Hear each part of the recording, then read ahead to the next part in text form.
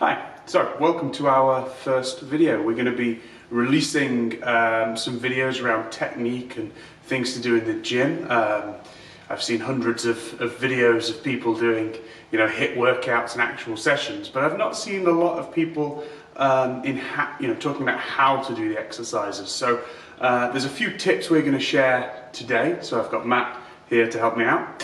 And we're going to do a video series on squatting. So we're going to start with the real basics, and it's the stuff that doesn't get given a lot of airtime, but has massive relevance in how you execute the exercise. So first thing we're going to talk about is bar position.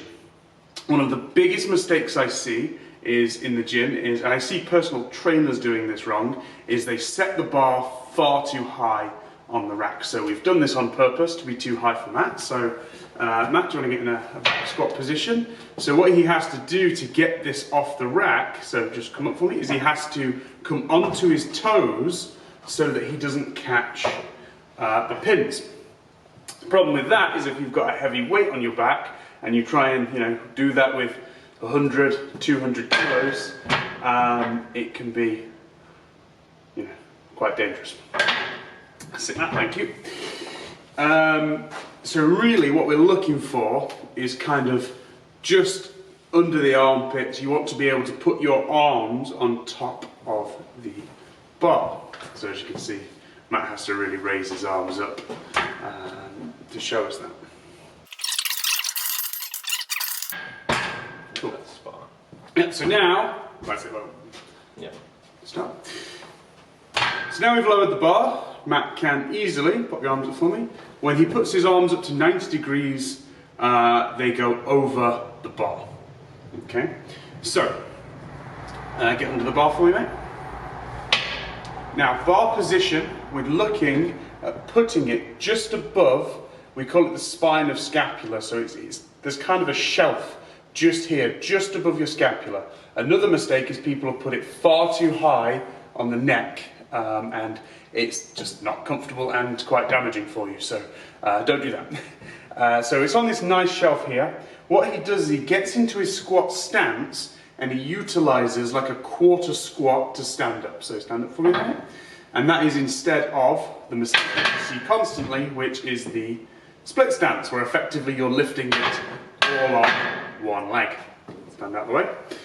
So just pop it back and show us how to do it properly again. So the last one we see, a good one. So he goes into kind of a quarter stand, kind of a quarter squat. He gets in his squat stance, should I say, and he takes a small step back. There's no need to walk 3 miles away from the rack. Left foot, then his right foot, all the way around if you prefer, it doesn't really matter. And then he's in the position and ready to do his lift.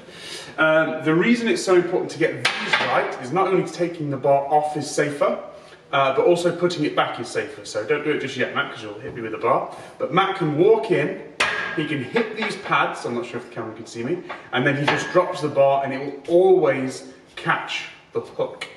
Whereas if they're too low, you'll hit above the pad and then it will land on top of the hook, and that will cause problems in itself. So it means that for safety reasons, you can walk right in, hit the pads, and then he just drops. So show us that, Matt. And then he just drop, and he won't miss the pins at all.